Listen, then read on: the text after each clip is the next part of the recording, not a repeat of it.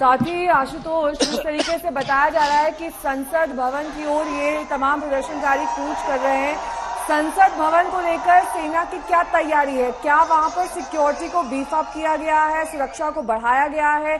क्योंकि अभी तो फिलहाल शांत दिखाई दे रहा है प्रदर्शन, लेकिन ये उग्र कभी भी हो सकता है। ये 1 घंटे तक लगातार उग्र था। मतलब हमने वो जो तस्वीरें देखी वो बेहद डरावनी थी। जब गोलियां चलनी शुरू हुई तो लगा कि आगे न जाने क्या होगा, लेकिन उसके बाद ये फिर उनको जो है और ये देखिए फिर से एक बार तय हुआ है, अभी आगे बढ़ने की कोशिश कर रहे हैं। संसद भवन के पास सुरक्षा व्यवस्था उतनी है जितना दूसरे संस्थानों पर हमने देखा, दूसरी जगहों पर देखा, लेकिन समस्या ये है कि क्या वहाँ जो संस्थाएं हैं, सुरक्षा एजेंसियां हैं, वो इनको रोकेंगी, वो इन्हें संसद भवन के भीतर प्रवेश करने से रोकेंगी? उस पर बड़ा सवाल है, क्योंकि जब वो राष्ट्रपति के घर में घुसने से इनको नहीं रोक पाई, प्रधानमंत्री के घर में, उनके आवास पर, उनके दफ्तर पर नहीं घुसने से रोक पाई, तो क्या वो कुछ संख्या में लोग, इन लाखों की संख्या में प्रदर्शनकारियों को संसद भवन में रुकने से रोक पाएंगे? ये अपने आप में एक बड़ा सवाल है और उसका जवाब ये भीड़ अपने आप देती है। लेकिन उनको बस इस बात का इंतजार है कि कहीं से ये ऐलान हो औपचारिक कि राष्ट्रपति ने इस्तीफा दे दिया है, साथ ही विक्रम सिंघे राष्ट्रपति नहीं होंगे, जो इनकी 2 सबसे बड़ी मांग है। उसके बाद जब तक कम्युनिकेशन प्रधानमंत्री कार्यालय या स्पीकर की ओर से नहीं जाता और यह संदेश सब तक नहीं पहुंचता,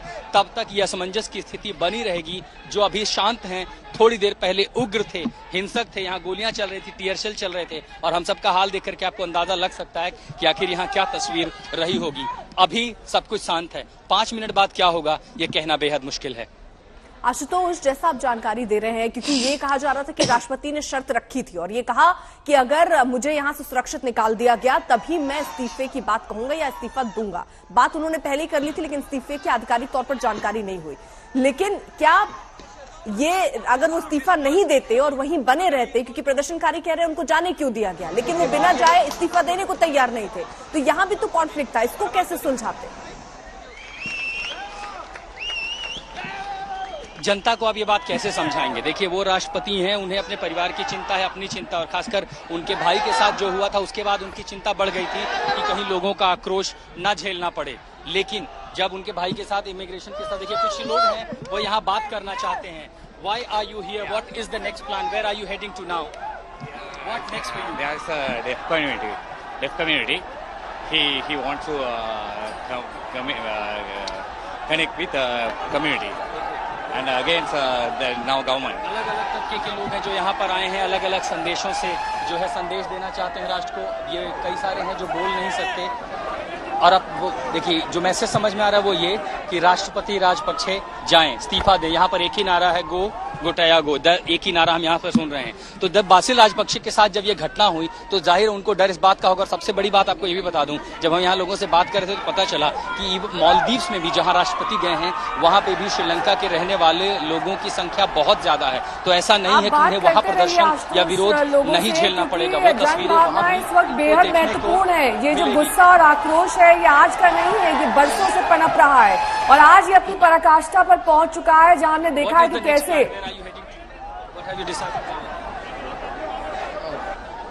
India Hindi you speak Hindi. बताइए कहाँ जाने की कोशिश कर रहे हैं आप लोग? हम लोग को पार्लियामेंट जाने के लिए कोशिश करता है। तो रोक दिया आपको पुलिस ने यहाँ पे? पुलिस नाराजगी किस बात को लेकर के थी? आप लोग क्यों गर्लफेस से आगे बढ़े?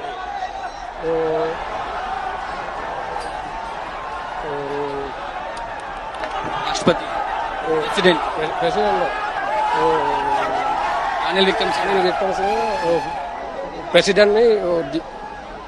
रानिल विक्रम सिंघे को प्रेसिडेंट नहीं देखना चाहते? हाँ।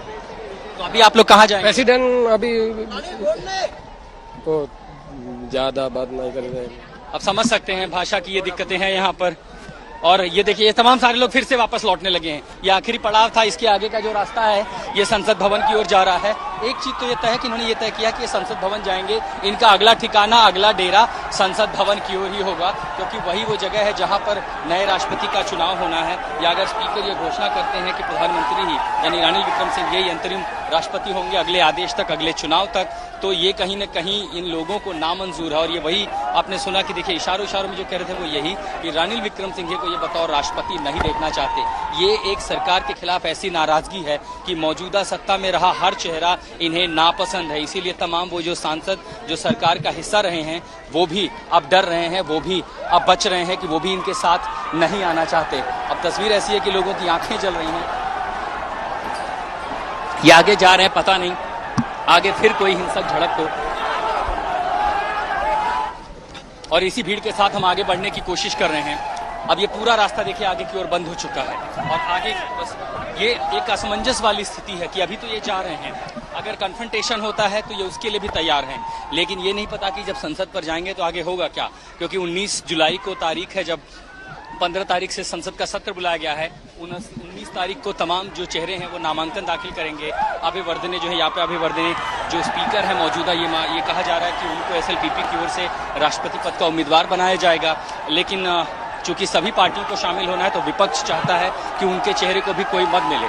लेकिन एसजेबी जो है जिसके पास मात्र 50 सांसद हैं वो चाहता है कि अगर स्पीकर को राष्ट्रपति बनाया जा रहा है तो सजित प्रेमदासा जो कि नेता विपक्ष हैं उनको यहाँ का प्रधानमंत्री बनाया जाए। यानी अगर भागीदारी होनी है विपक्ष की भी तो उनके सबसे बड़े चेहरे को भी एक बड़ी भूमिका मिले। आशुतोष जरा ये बताइए कि इस मौजूदा स्थिति में अब राजनीतिक संकट तो सामने है ही, लेकिन क्योंकि कोर्ट में भी ये मामला चल रहा था राजपक्ष को लेकर, और सवाल यही है कि वो भागे हैं या वो भगाए गए हैं, तो क्या कोई कार्रवाई उन पर भी होगी जिन्होंने मदद की उनको भगाने में? देखिए बहुत सारी चीजें राजनीतिक रूप से होती हैं। हमें ये जानकारी मिली थी कि कल राष्ट्रपति राजपक्षे ने एक आप ये कह लीजिए कि शर्त भेजी थी विपक्षी नेताओं के भी कि अगर वो देश छोड़कर जाना चाहते हैं उन्हें उनके परिवार को सुरक्षित रास्ता दिया जाए।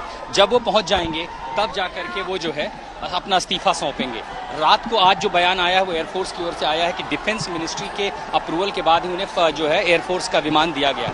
यानी सरकार का जो तंत्र है बिना सरकार के वो काम किया गया, तो कहीं ना कहीं उसमें सहमति थी। क्योंकि जो भी सिस्टम हो, चाहे वो आर्मी चीफ हो, एयरफोर्स चीफ हो या कोई भी कॉन्स्टिट्यूशनल मशीनरी हो, उसे पता है सरकार में आगे कौन आने वाला है। लेकिन मौजूदा तौर पर प्रधानमंत्री अभी मौजूद हैं, प्रधानमंत्री का दफ्तर है और जाहिर है विपक्षी नेताओं के साथ उस चर्चा के बाद जब सहमति बनी, उस सहमति के बाद ही जो रक्षा मंत्रालय है वहां से आदेश जारी है। देखिए जैसे एम्बुलेंस गुजरी है तमाम सारे लोग रास्ता दे रहे हैं, सड़क खाली कर दी है ताकि एम्बुलेंस बाधित ना हो। यहाँ एक अनुशासन भी हमें देखने को मिला है। लेकिन जैसे ही रक्षा मंत्रालय की ओर से वो दिशा निर्देश जारी किए गए उसके बाद ही रात को विशेष विमान के जरिए, विशेष एयरफोर्स के विमान के जरिए उन्हें भेजा गया। तो प्रदर्शनकारी, अभी हमने थोड़ी देर पहले जिस लड़के से बात की उसका भी आरोप यही है कि सरकार ने यहाँ उन्हें भगाया है। लेकिन ये चूंकि उनकी शर्त थी जाने की, उनको चिंता इस बात की थी कि उनको खतरा हो सकता है और वो किस कदर हो सकता है वो 9 जुलाई और आज की जो तस्वीरें हमने देखी हैं हिंसा की, झड़प की,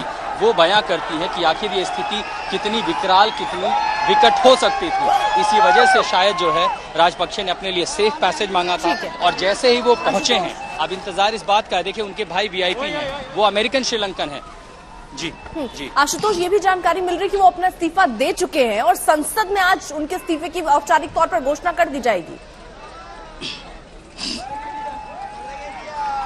ये जानकारी कल रात से थी कि जब वो पहुंचे हैं उन्होंने स्पीकर को इस बारे में बताया है। लेकिन जब आज हमारी स्पीकर के साथ बातचीत हुई थी तब तक ये कहा गया कि औपचारिक रूप से अभी कुछ भी नहीं है। हो सकता है उन्होंने मन बनाया हो और जब तक वो औपचारिक रूप से अपना इस्तीफा, जो कि प्रोटोकॉल है, उन्हें अपना इस्तीफा जो मुख्य न्यायाधीश हैं सुप्रीम कोर्ट के, उनको देना होगा। राष्ट्रपति का इस्तीफा हमेशा सुप्रीम कोर्ट को जाता है और उसकी जो कॉपी है वो हमेशा प्रधानमंत्री और स्पीकर दफ्तर को दी जाती है। मुख्य न्यायाधीश भी उस संदेश को जो है संसद को भेजते हैं और संसद में जो है स्पीकर उस संदेश को पढ़ते हैं और उसके बाद ये जानकारी औपचारिक की जाती है कि आखिर राष्ट्रपति ने इस्तीफा दे दिया है और अब संसद जो संवैधानिक प्रक्रिया है उस संवैधानिक प्रणाली के तहत आगे बढ़े और ये तय करे कि आखिर आगे क्या करना है, जिसमें कि जो संविधान कहता है कि 30 दिन के भीतर नए चुनाव होंगे, तमाम सांसद नया राष्ट्रपति चुनेंगे और साथ ही जो मौजूदा प्रधानमंत्री होंगे और वो जो है इंतरिम राष्ट्रपति होंगे जो कि कार्यभार देख सके। आपको ये भी जानकारी दे दें,